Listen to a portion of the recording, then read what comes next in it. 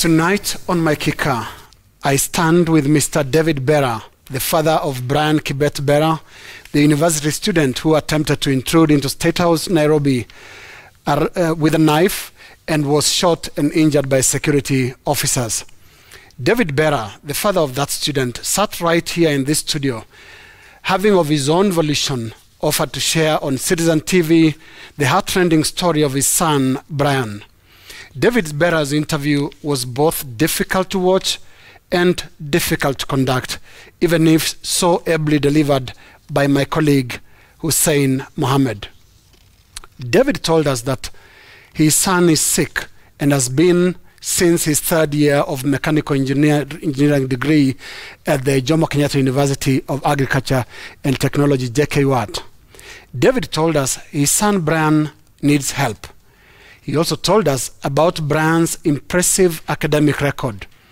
He is a through and through A student, from primary school where he scored 407 out of 500 to the prestigious Nairobi school where he scored a straight A to make it to the highly competitive mechanical engineering course at JKUAT.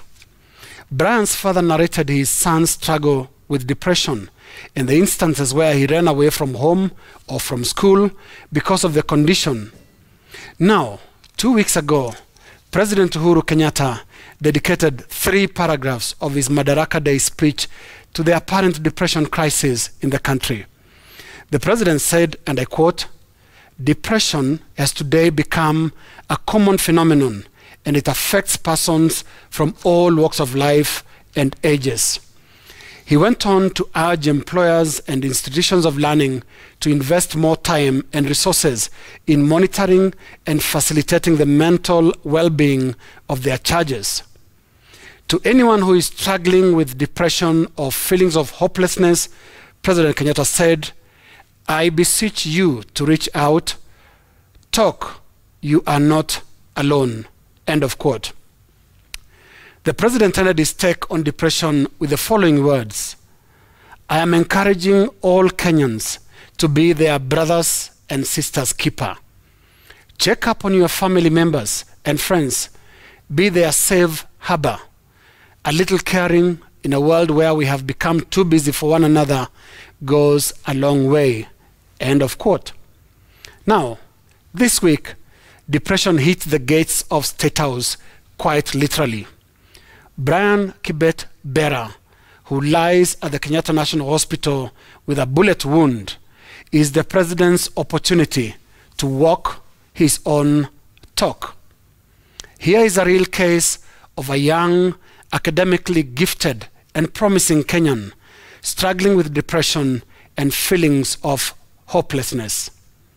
Here is a real case of a young man in search of a safe harbor, a little caring, or a brother's keeper. It is that search that took him to the gates of State House. Brian has reached out, and the president should, in the spirit of his Narok Madaraka Day speech, stretch his hand to Brian. And as the president hopefully reaches out to Brian, causes of depression must be addressed and an appropriate policy response developed in line with the president's order to the Ministry of Health. Attention should be, in the meantime, paid to what victims of depression are saying. Some of them are not talking about abstract situations, but real life circumstances around us. Brian Kibet, for example, spoke of stealing. We can't deny that, can we? Just imagine waking up almost every day to headlines and news of theft of public resources. Think of state-related looting and scandals such as NYS, Afia House, Maize, Sugar, Kimarer, Aror, all the 2 dams, among others. What hope of a future can an A student even have? Does an A even make any sense when corruption is almost the only path to power and prosperity? As we wish Brian Kibet quick recovery, we must take counsel from legendary playwright Francis Mbuga, who in his timeless play Betrayal in the City says of the main actor Jasper Wendo, quote, "When the madness of an entire nation disturbs a solitary mind, it is not enough to say the man is mad." That is my kicker.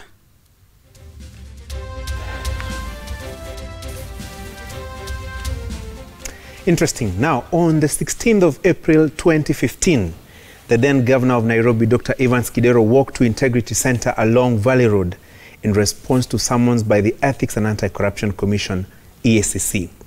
That day, hundreds of his supporters accompanied him and for hours brought business at Integrity Center and the neighboring facilities to a near standstill. That day, I remember because I was there, traffic along Valley Road was unusually heavy. Kidero's supporters that day chanting slogans in his praise, even declaring him innocent, emphatically claiming corruption allegations leveled against him were at that time meant to derail him from his development agenda. And they danced, chanted, shouted, lamented. Now, fast forward to Monday this week. Kidero was back in court for the hearing of a corruption case where he is charged alongside former chief officers in his administration over the alleged loss of 213 million shillings. That day, he was all alone. The crowd of supporters that urged him on in 2015, nowhere in sight. That the dock is a place of solitude, best captured by these photographs by Daily Nation photographer Dennis Onsongo in a photo published in the Tuesday edition. Hopefully, all former and current governors can learn a lesson or two from Dr. Kidero's predicament, that when the going will get tough someday, those who cheer them on whenever audit queries are raised will be nowhere in sight. The same lesson is even more relevant to cabinet secretaries and principal secretaries under whose watch billions of shillings meant for key national projects have been looted or mismanaged. Let your supporters cheer you on today, even claim you're being targeted on political or ethnic grounds. But make no mistake, when things turn south, you will be on your own.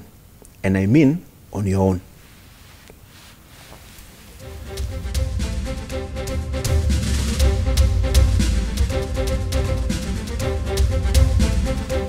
Now, at the start of this month, Nairobi County residents and the country at large had ringside seats to a fight between its top leaders. And we will assume that the word leaders still means the same thing. Now, what had been simmering behind closed doors explosively came to light on Madaraka Day with Governor Sonko's unsavory comments of the Nairobi County MP. Now, this latest tiff took me down memory lane of what seems to be a perennial curse of leadership in the capital city. Remember Ruben Dolo, he of the Wekataya fame? Or what of a time when gangs reigned supreme in the city? All of them said to be led by the very elected leaders in this city, Jeshi la Mzee and Jeshi la Embakasi. And what of the drama witnessed during the term of the then Embakasi Member of Parliament, now Governor of Kiambu County, with his so-called Justice Nairobi style, which was really just about throwing stones at alleged land grabbers? Or the chaotic mayoral elections prior to the 2010 constitution? Oh, and have we spoken about the then Governor Evans Kidero slapping then Woman Representative Rachel Shebesh? Nairobi County surely deserves better. See, this is not just any other county. This is the capital city of the nation. It is the first encounter a majority of foreigners have with Kenya. Pray tell, what impression would a foreigner have gotten should they have landed in the country on Madaraka Day when watching the news of the squabbles between the two top leaders of the county? See, Nairobi is not just a Kenyan city. See, a number of multinationals have their regional headquarters here. The United Nations has one of its 6 biggest offices in the world located here. It is the global headquarters of the UN Environment, formerly called UNEP. It's also the world headquarters of UN Habitat. Nairobi, ladies and gentlemen, is the UN headquarters of Africa, with regional hubs of the Food and Agricultural Association, WHO, ILO, IMF, World Bank, UNDP, UNHCR, UNESCO, UNICEF, WFP. In UN terms, it is as much a UN station as other big cities like New York, Geneva, and Vienna, with a total of at least 4,000 employees. All this in addition to the more than 3 million local residents here in the city. Now, I am not privy to the engagements in private or in public between the governor and the county MP. But there is clearly more than meets the eye here. Questions of integrity have been raised on either side.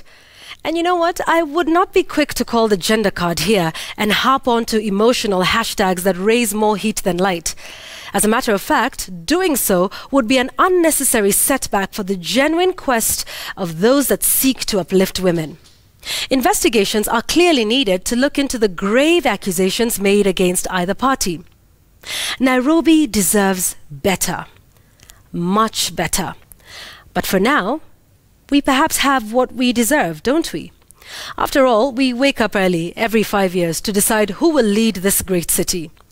I wonder what we will do next time. And that is my take tonight.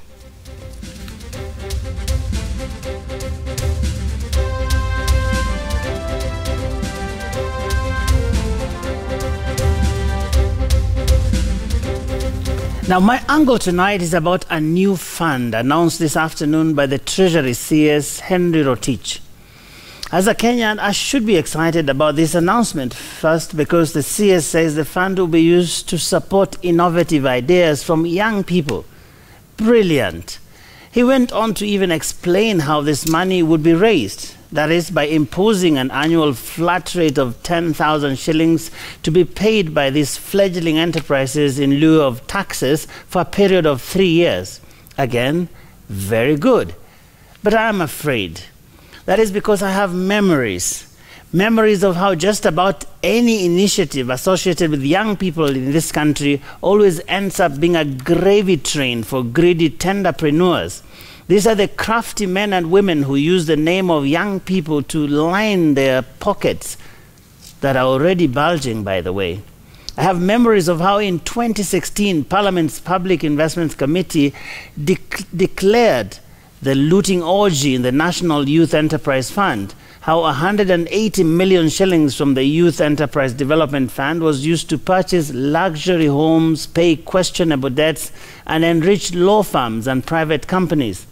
I also have memories of how more than 1 billion shillings pumped into the National Youth Service went with the wind in 2015, and an even bigger amount that could top 8 billion shillings was allegedly gobbled up in a massive thieving syndicate that was elegantly called the NYS2 scandal. I also have memories about another fund we called Uwezo Fund. This one we said would be used to expand access to finances in the promotion of youth and women businesses and enterprises at the constituency level. And this was to be towards the realization of the goals of Vision 2030. But I have memories of a report after report suggesting that more than 60% of money given out under Uwezo Fund is hardly ever repaid. In fact, a county like Tana River was in January this year blacklisted by the fund for a default rate of more than 90%. And it is not the only one. And did I hear that now all the funds are being rolled up into a bank? Well, with a litany of one grand theft after another and no real answers coming forth, you will understand if so many young people are not going to be toasting to yet another fund tonight. I do not have any doubt about the potential of a well-managed revolving fund in improving the lot of the young people in this country. But I also know that things happen in this country and that things aren't always what they appear to be. So tonight I have a dream that come 2021, or let me just say it, 2022, the memories we have will be those of sweet memories about this fund. Memories of millions of Kenyan youth innovating the country's future and clapping their hands in joy. Memories of Kenyan youth declaring their praises on Facebook and Twitter of this great initiative that graced the budget statement of Henry Kiplagat Kiprotich in June of 2018, and only fleeting memories of my uncle tonight. I rest my case.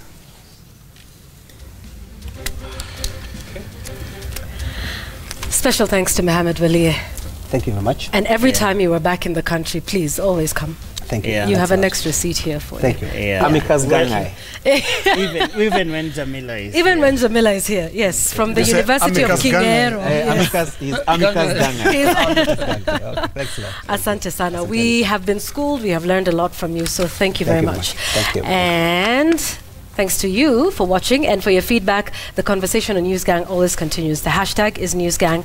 We wish Jamila a quick recovery, and I'm sure she'll be back here as and do we need a fund for NewsGang? yes, we should. Why not, actually? We should petition the CS. All right, thanks for watching. Have a good night. God bless you, and we'll see you next week.